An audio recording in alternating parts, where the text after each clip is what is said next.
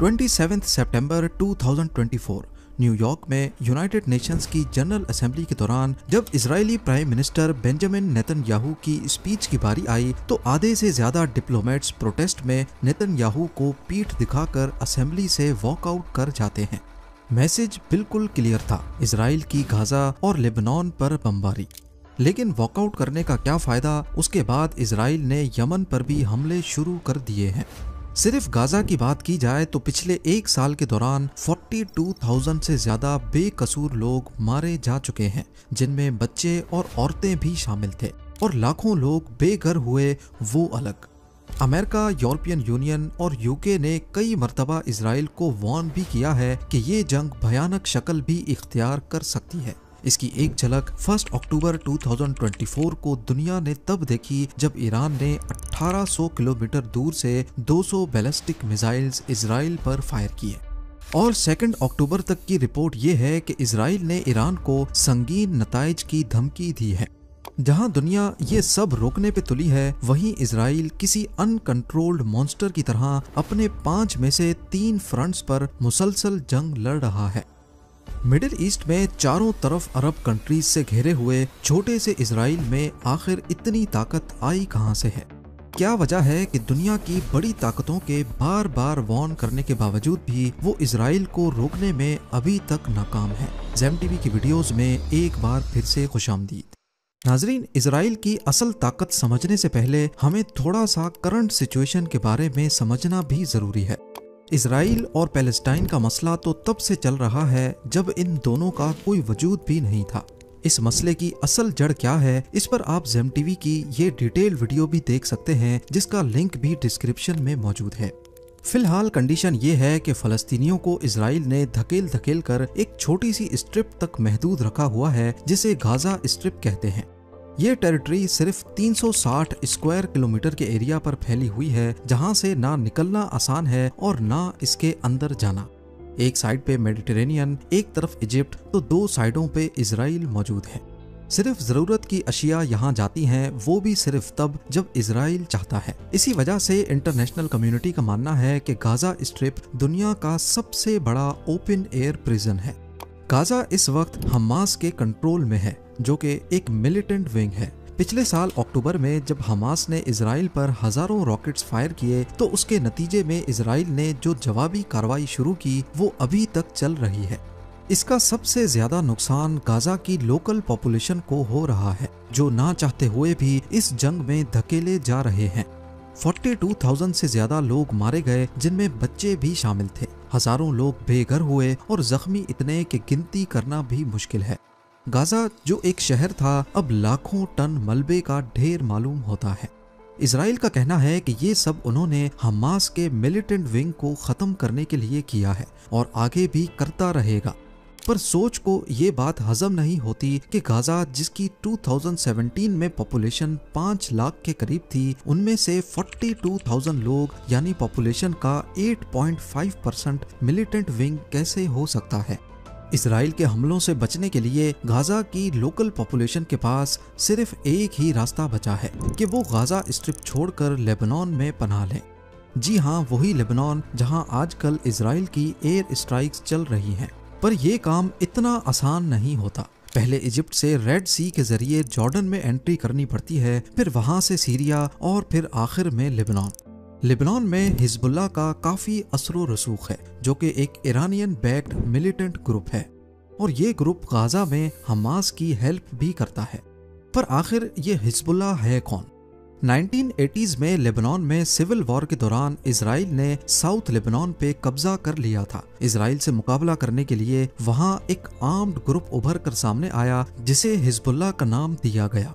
इस ग्रुप ने इजराइल को लेबनान से बाहर धकेला और तब से लेकर ये लेबनान का एक पावरफुल पॉलिटिकल और मिलिटेंट विंग है। एक्सपर्ट्स का कहना है कि ये ग्रुप लेबनान की आर्मी से भी ज्यादा पावरफुल है और इसको ईरान की सपोर्ट हासिल है। जब से हिजबुल्लाह का वजूद हुआ है, तब से लेकर ये इजराइल के लिए खतरा बना हुआ है और हर आए दिन इनकी झड़पें होना एक मामूल बन चुका है। लेकिन पिछले साल गाजा पर हमलों के बाद से हिजबुल्लाह ने खुल्लम खुल्ला फलस्तीनियों का साथ देने का ऐलान किया था। अब यहाँ पर इजराइल के लिए नई मुसीबत खड़ी हो गई, क्योंकि गाजा पर हमले करना तो आसान था, लेकिन अब इनको लेबनान में हिजबुल्लाह को भी जवाब देना पड़ रहा था। अब लेबनान में डायरेक्टली अटैक करने के लिए इजराइल को कोई बड़ी वजह चाहिए थी। एक्सपर्ट्स का मानना है कि तभी उन्होंने पेजर अटैक्स प्लान किए। 17 और 18 सितंबर 2024 को हिजबुल्लाह के 3000 से ज्यादा पेजर्स और रेडियो सेट्स एक साथ फट पड़े, जिसकी डिटेल वीडियो अलग से ज़ेम टीवी पे मौजूद है। हिजबुल्लाह ने इसका इल्जाम इजराइल पर लगाया और साथ ही इजराइल पर कई रॉकेट्स भी फायर किए। जिस मौके की तलाश थी वो अब आ चुका था। इजराइल ने अगले दिन से ही साउथ लेबनान पर एयर स्ट्राइक्स शुरू कर दी और हजारों लोग अपने घर छोड़ने पर मजबूर हो गए। इस ऑपरेशन में हिजबुल्लाह के कमांडर हसन नसरुल्लाह की मौत हो गई। दूसरी तरफ देखा जाए तो दुनिया भर की कंट्रीज ने मिडिल ईस्ट की इस सिचुएशन को मजीद खराब होने से पहले लड़ाई को खत्म करने के लिए भी भरपूर कोशिश की है और कई कंट्रीज ने इजराइल को काफी क्रिटिसाइज भी किया है। मदद की बात की जाए तो दुनिया भर से गाजा के लिए बहुत एड भी अनाउंस की गई। सिर्फ यूएस की बात करें तो 30 सितंबर 2024 रॉयटर्स के मुताबिक अमेरिका ने गाजा में फलस्तीनियों के लिए $300 मिलियन की एड का ऐलान किया। 7 मार्च 2024 यूएस प्रेसिडेंट जो बाइडेन ने गाजा में मदद करने के लिए मिलिट्री पोर्ट बनाने का ऐलान किया और इसी साल 27 फेब को यूएस एड ने $53 मिलियन की फौरी इमदाद का ऐलान भी किया। इस तरह के अनगिनत ऐलानात हमें मुख्तलिफ न्यूज वेबसाइट्स पर मिलते हैं, लेकिन जहां दुनिया की ज्यादातर कंट्रीज इजराइल को क्रिटिसाइज कर रही हैं, वहीं इजराइल उतना ज्यादा इन हमलों में शिद्दत लेके आ रहा है। आखिर इसकी वजह क्या है कि चारों तरफ अरब कंट्रीज से घेरा हुआ छोटा सा इजराइल किसी के काबू में नहीं आ रहा। इस मामले को पिछले 1 साल में 3 मरतबा यूनाइटेड नेशंस की सिक्योरिटी काउंसिल में भी उठाया गया। यूएन की सिक्योरिटी काउंसिल में अलग अलग कंट्रीज के नुमाइंदे हिस्सा लेते हैं और किसी भी मसले का वोटिंग के जरिए फैसला किया जाता है और ये फैसला फिर अगली कंट्री को मानना ही पड़ता है। लेकिन तीनों मरतबा सिक्योरिटी काउंसिल में जब सीज फायर का एग्रीमेंट हुआ तो अमेरिका ने अपनी वीटो पावर का इस्तेमाल करते हुए इस फैसले को रद्द कर दिया। जी हाँ, वही अमेरिका जिसने गाजा के लिए करोड़ों डॉलर्स की एड का ऐलान किया था। जून 2024 में तो अमेरिका ने खुद एक सीज फायर का एग्रीमेंट फाइल किया था जो सिक्योरिटी काउंसिल में पास भी हो गया, लेकिन उसको भी बाद में वीटो कर दिया गया। एक तरफ प्रेसिडेंट जो बाइडेन का कहना है कि जंग किसी के हक में नहीं है, तो दूसरी तरफ यूएन में वीटो पावर्स का इस्तेमाल भी अमेरिका ने ही किया। ना सिर्फ इतना, बल्कि Stockholm International Peace Research Institute के मुताबिक 2019 और 2023 के बीच इजराइल ने जितने भी वेपन्स इंपोर्ट किए उनमें से 69% अमेरिका से मंगाए गए। और तो और अमेरिका की तरफ से हर साल इजराइल को $3.8 बिलियन की मिलिट्री एड भी दी जाती है। ये सारी इंफॉर्मेशन पब्लिकली भी मौजूद है। लोगों का कहना है कि अमेरिका गाजा पर हमले रोकने की बात तो करता है, दूसरी तरफ इजराइल को सपोर्ट भी करता है। यही वजह है कि जंग कम होने के बजाय बढ़ती ही जा रही है, जो आने वाले वक्त में मिडिल ईस्ट में कोई भयानक शक्ल भी इख्तियार कर सकती है। पर यहाँ एक अहम सवाल पैदा होता है कि आखिर अमेरिका ऐसा कर क्यों रहा है। इस सवाल के जवाब की कड़ियां रिलीजन से जाकर मिलती हैं। यूएस के व्हीटन कॉलेज की एक रिसर्च के मुताबिक अमेरिका में एक बहुत बड़ी पॉपुलेशन, करीब 35 से 40% लोग ऐसे हैं जो बाइबल पर पूरा यकीन रखते हैं और उसको फॉलो भी करते हैं। इनमें से काफी सारे लोगों का मानना है कि इजराइल का बनना बाइबल के ऐन मुताबिक है। अमेरिका में एक ऑर्गेनाइजेशन है जिसका मकसद इजराइल की प्रोटेक्शन और यहूदियों के लिए आवाज उठाना है। इस ऑर्गेनाइजेशन को कूफी कहा जाता है, यानी क्रिश्चियंस यूनाइटेड फॉर इजराइल। पूरी दुनिया में इस ऑर्गेनाइजेशन के 10 मिलियन मेंबर्स हैं, जिनमें अमेरिकन पॉलिटिक्स के काफी बड़े बड़े नाम भी शामिल हैं। क्रिश्चियंस के इस ग्रुप को जायोनिस्ट भी कहा जाता है। याद रखें कि क्रिश्चियनिटी एक अलग रिलीजन है और ज्यूइश एक अलग, जबकि जायोनिज्म एक ऐसी पॉलिटिकल मूवमेंट है जो इजराइल के हक में काम करती है। सबसे अहम बात, ये जरूरी नहीं कि हर जू या हर क्रिश्चियन जायोनिस्ट हो।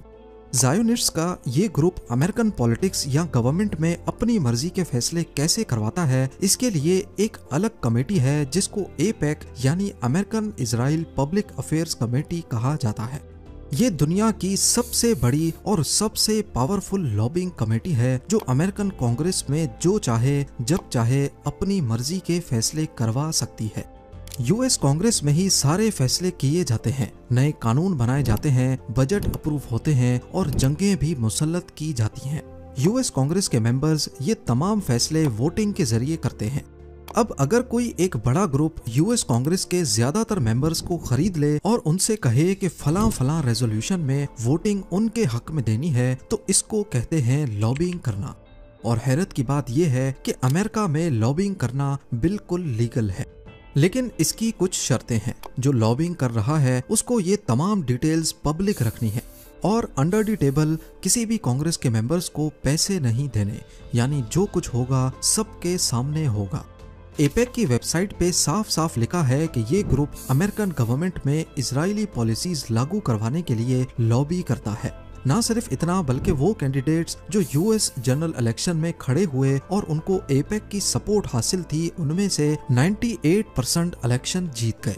इन कैंडिडेट्स को $40 मिलियन भी दिए गए।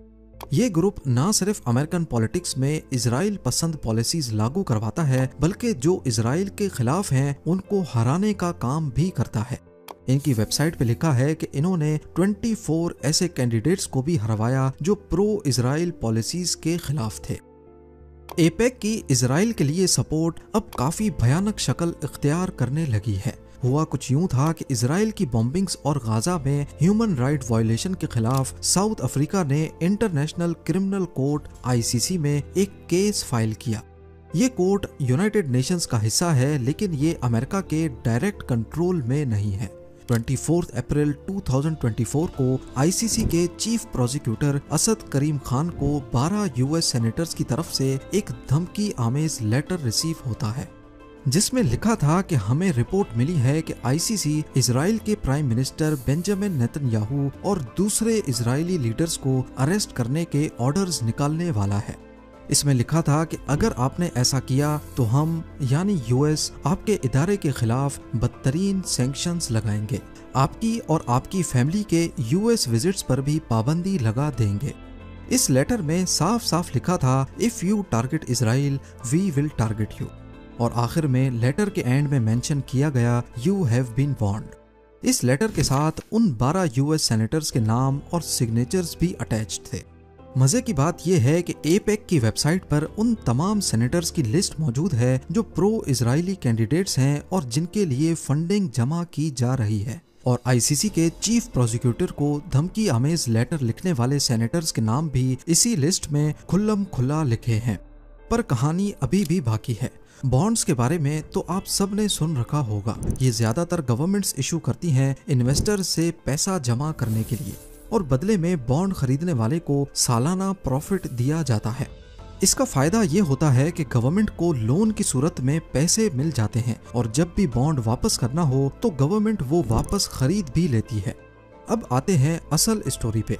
द गार्डियन की एक स्टोरी के मुताबिक अगस्त 2023 में इजरायली बॉन्ड्स के एक रिप्रेजेंटेटिव ने अमेरिका में ओहायो स्टेट ट्रेजरर को ईमेल करके कहा कि क्या वो $5 मिलियन के इजरायली बॉन्ड खरीदेंगे। नॉर्मली किसी भी गवर्नमेंट इदारे को कोई चीज बेचना इतना आसान नहीं होता। इसमें बहुत सारी कॉम्प्लिकेशंस और अलग अलग लोगों से परमिशन लेनी पड़ती है। लेकिन हैरत अंगेज तौर पे अगले 40 मिनटों में ही ट्रेजरर ऑफिस ने इजरायली बॉन्ड्स की परचेज अप्रूव कर दी। बाद में मालूम पड़ा कि हमास और इजराइल की जंग शुरू होने के बाद मुख्तलिफ यूएस स्टेट्स और म्यूनिसिपैलिटीज ने कम से कम $1.7 बिलियन के इजरायली बॉन्ड्स खरीदे हैं। यूं मालूम होता है कि अमेरिका की इजराइल को सपोर्ट करने की एक नहीं बहुत सारी वजूहात हैं, जिनमें सबसे आखिरी है मिडिल ईस्ट में अमेरिका की सपोर्ट। जैसा कि आप जानते हैं कि ईरान और यूएस के बीच पिछली कई दहाइयों से मसले चलते आ रहे हैं। अफगानिस्तान में 20 साला अमेरिकन कब्जा हो या इराक में होने वाली जंग, अमेरिका को मिडिल ईस्ट और साउथ एशिया में एक वफादार पार्टनर की जरूरत है, और ये पार्टनरशिप इजराइल के अलावा कौन निभा सकता है। हालांकि मिडिल ईस्ट में जंग खत्म करना कोई बड़ा मसला नहीं। अरब कंट्रीज चाहती हैं कि फलस्तीनियों को उनकी अपनी स्टेट दी जाए, लेकिन इजराइल को 2 स्टेट सॉल्यूशन किसी भी कीमत पर कबूल नहीं है। उम्मीद है ज़ेम टीवी की ये वीडियो भी आप लोग भरपूर लाइक और शेयर करेंगे। आप लोगों के प्यार भरे कमेंट्स का बेहद शुक्रिया। मिलते हैं अगली शानदार वीडियो में।